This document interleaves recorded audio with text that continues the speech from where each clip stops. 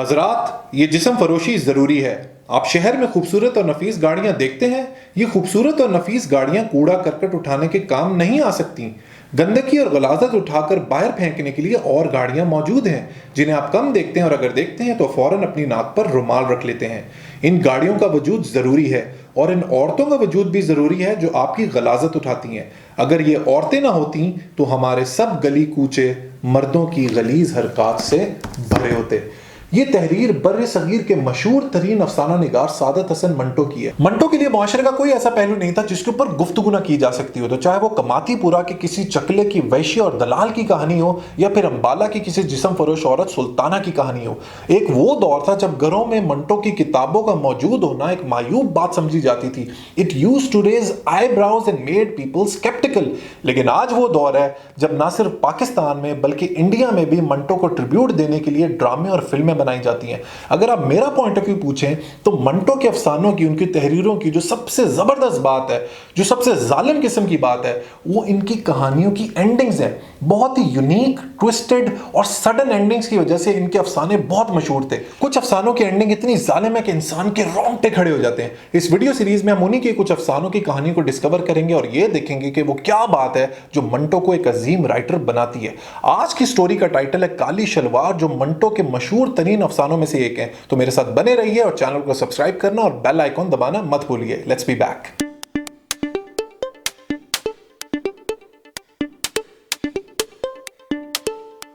Book buddies काली salwar Pakistan India के partition से पहले की कहानी है, जब यहां अंग्रेज हुकूमत किया करते थे। अफसाने की मरकजी किरदार है सुल्ताना, जो अंबाला शहर में रहने वाली एक जिस्म फरोश औरत थी जिसके कई अंग्रेज गाहक थे। कई सालों से अंग्रेज उसके पास आते और अपनी जिनसी हवस पूरी करके चले जाते। इस आने जाने में सुल्ताना ने अंग्रेजों से अंग्रेजी के कुछ टूटे फूटे जुमले भी सीख लिए थे, जैसे कि वो अक्सर अपनी सहेलियों से कहती, दिस लैफ वेरी बैड। इस तरह के जुमले वो अक्सर इस्तेमाल किया करती थी। 3-4 घंटों में वो 8-10 गोरों को निपटाकर आराम से 20-30 रुपए कमा लेती, जो उसके गुजर बसर के लिए काफी थे। वहीं अंबाला में उसकी दोस्ती एक आदमी से हुई जिसका नाम था खुदा बख्श। खुदा बख्श का ताल्लुक रावलपिंडी से था और वो रावलपिंडी से कश्मीर के दरमियान बस चलाता था। कश्मीर में उसका दिल एक लड़की पर आ गया जिसको भगाकर वो लाहौर ले आया।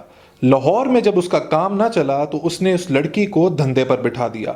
कुछ अरसे बाद वो औरत किसी और आदमी के साथ भाग गई। खुदा बख्श को मालूम हुआ कि वो अंबाला में है, चुनाचे वो अंबाला आ गया और वहीं उसकी दोस्ती सुल्ताना से हो गई। खुदा बख्श के आते ही सुल्ताना का कारोबार खूब चमक उठा और उसके दिल में खुदा बख्श की इज्जत बहुत बढ़ गई।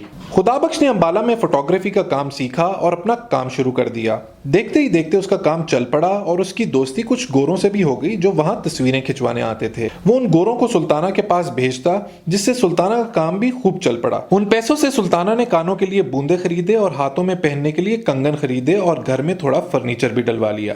एक दिन खुदा बख्श को सूझा कि उसे और सुल्ताना को दिल्ली जाना चाहिए। सुल्ताना ने सोचा दिल्ली बड़ा शहर है, वहां और ज्यादा कमाई होगी, लिहाजा वो खुदा बख्श के साथ चल दी। दिल्ली पहुंचकर 20 रुपए किराए पर दोनों ने फ्लैट लिया और वहां रहना शुरू कर दिया। पहले दिन गुजरा और फिर महीना, लेकिन कोई गाहक सुल्ताना के कोठे पर ना आया।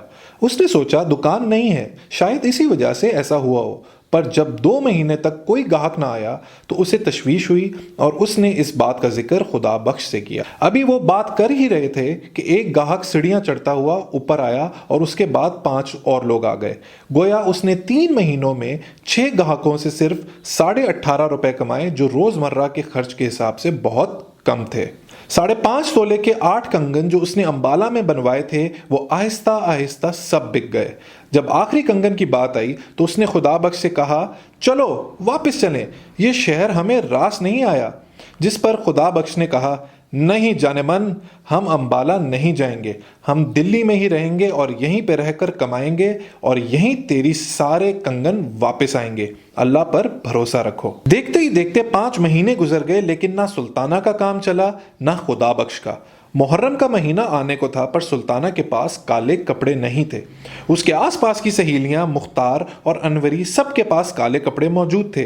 वो उनके कपड़े देखकर बहुत मायूस हुई और अपनी मायूसी दूर करने के लिए बाहर बालकनी में चली गई। वहां पर उसकी नजर एक आदमी पर पड़ी जो नीचे सड़क पर खड़ा उसी को देख रहा था। सुल्ताना ने हाथ का इशारा करके उसे अपने कोठे पर बुलाया और वो फौरन ऊपर चला आया। दोनों में बातचीत शुरू हुई और उस आदमी ने बताया कि मेरा नाम शंकर है। सुल्ताना ने कहा कि फरमाइए, जिस पर शंकर ने कहा आप फरमाएं, बुलाया आपने मुझे है। उसने सुल्ताना से मजीद ये कहा कि मैं उन लोगों में से नहीं जो कुछ देकर जाते हैं। डॉक्टरों की तरह मेरी भी फीस है, मुझे जब बुलाया जाए तो फीस देनी ही पड़ती है। ये सुनकर सुल्ताना हैरान हुई और उसने हंसते हंसते कहा, यह कोई लंगर खाना नहीं। बातों बातों में शंकर ने सुल्ताना को बताया कि तुम्हारे साथ जो शख्स रहता है खुदा बख्श, वो इंतहाई बेवकूफ़ आदमी है, क्योंकि वो सारा दिन एक ऐसे बाबे के चक्कर में रहता है जिसकी खुद किस्मत खराब है। सुल्ताना ने उससे नाराज होकर कहा कि रहोगे रात मेरे साथ, जिस पर शंकर ने कहा उसी शर्त पे जो मैंने पहले बयान की थी। सुल्ताना उठ खड़ी हुई और उसने कहा कि जाओ अपना रास्ता पकड़ो। सुल्ताना के दिमाग पर मुहर्रम मनाने का ख्याल समाया हुआ था। उसने खुदाबख्श से कहा, अरे भाई, कब तक तुम बाबों के पीछे चक्कर लगाते रहोगे? घर पर फूटी कौड़ी नहीं है, तुम अपना काम शुरू करो वरना चलो वापस। खुदाबख्श ने कहा कि काम शुरू करने के लिए भी तो सरमाया चाहिए भाई, मैं इन हालात में बहुत परेशान हूं। सुल्ताना ने कहा, चाहे तुम चोरी करो या डाका डालो, पर मुझे एक काली शलवार ला दो। मेरे पास बोस्की की एक सफेद कमीज है, वो मैं रंगवा लूंगी, बस तुम मुझे साटन की एक शलवार ला दो। खुदाबख्श ने फिर अपना रोना रो दिया। अगले ही दिन सुल्ताना ने अपनी कमीज रंगवाने के लिए दर्जी को दे दी। अगली रात फिर सुल्ताना ने बालकनी से शंकर को देखा और उसे ऊपर बुला लिया। शंकर ने कहा, तो क्या तुम्हें मेरी शर्तें मंजूर हैं? जिस पर सुल्ताना ने कहा, अरे भाई, तुम मुझसे क्या चाहते हो? शंकर ने कहा, मैं वही चाहता हूं जो दूसरे तुमसे चाहते हैं। इस वक्त तक सुल्ताना शंकर को दिमागी तौर पर कबूल कर चुकी थी और उसकी शर्त मानकर उसे कमरे में ले गई। जब शंकर सुल्ताना के कमरे से जाने लगा तो सुल्ताना ने बड़ी झिझक से शंकर से कहा, क्या तुम मुझे काली शलवार ला दोगे? शंकर ने कहा, अरे भाई, मेरी जेब में पैसे इत्तफाक से ही होते हैं, लेकिन तुमको यकम मुहर्रम को शलवार मिल जाएगी। ये कहकर उसने सुल्ताना की बूंदों की तरफ देखा और कहा, क्या तुम मुझे ये दे सकती हो? सुल्ताना ने कहा, तुम इनका क्या करोगे? चांदी के मामूली से बूंदे हैं। बिलाखिर सुल्ताना ने वो बूंदे शंकर को दे दिए। सुल्ताना को यकीन ना था कि शंकर अपना वादा पूरा करेगा, पर ठीक 8 रोज बाद यकम मुहर्रम को वो सुबह 9 बजे सुल्ताना के घर आया और उसे शलवार दे गया। सुल्ताना ने शलवार को देखा तो वो साटन की काली शलवार थी, ठीक वैसी ही जैसी उसने अपनी दोस्त मुख्तार के पास देखी थी। वो बहुत खुश हुई और अपने काले कपड़े पहन लिए। उसी दिन दोपहर को मुख्तार सुल्ताना के घर आई और सुल्ताना को काले कपड़ों में देखते ही कहा, कमीज और दुपट्टा तो रंगे हुए मालूम होते हैं, पर यह शलवार नहीं है, कब बनवाई? जिस पर सुल्ताना कहती है, आज ही दर्जी लाया है। ये कहते हुए उसकी नजरें मुख्तार के कानों पर पड़ी और कहा, ये बूंदे तुमने कहां से बनवाए?